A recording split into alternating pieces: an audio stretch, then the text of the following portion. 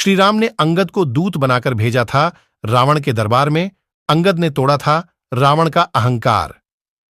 हमारे सामने जब भी कोई अहंकारी व्यक्ति आ जाए तो उसका सामना कैसे करना चाहिए, ये बात हम बाली पुत्र अंगद से सीख सकते हैं। रामायण में सीता की खोज करते हुए श्री राम अपनी वानर सेना के साथ लंका पहुंच गए थे। श्री राम रावण से युद्ध टालना चाहते थे, इसके लिए उन्होंने एक अंतिम प्रयास और किया। श्री राम ने अंगद को दूत बनाकर रावण के पास भेजा ताकि रावण सीता को लौटा दे और युद्ध टल सके। लंका दरबार में अंगद ही पहुंचा तो एक वानर को देखकर रावण ने कहा कि तू कौन है। अंगद ने अपना नाम बताया और कहा कि मेरे पिता का नाम बाली है। क्या आपको याद है कि आप मेरे पिता से मिल चुके हैं? बाली का नाम सुनते ही रावण के हाव भाव बदल गए। उसने बात करने का अंदाज बदला और कहा कि हाँ, मुझे याद है, एक बाली नाम का वानर था। रावण के हाव भाव देखकर और उसकी बात सुनकर अंगद हैरान था।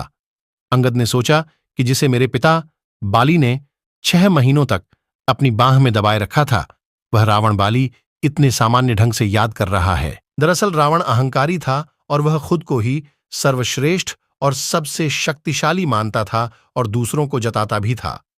रावण ने अंगद से आगे कहा कि तू बाली जैसे शक्तिशाली वानर का बेटा है और राम की सेवा कर रहा है।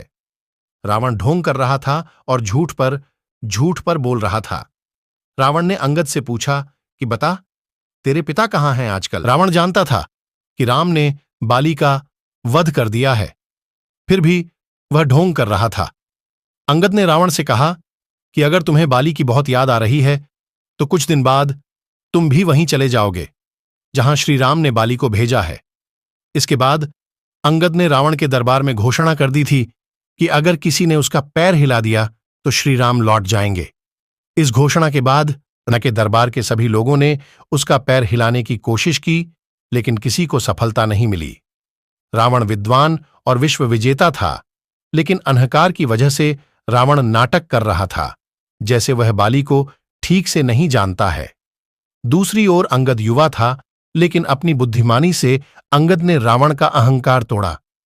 अंगद की सीख, अगर हमारे सामने कोई अहंकारी व्यक्ति आ जाए तो हमें तर्कों के साथ उसके सवालों का सटीक जवाब देना चाहिए।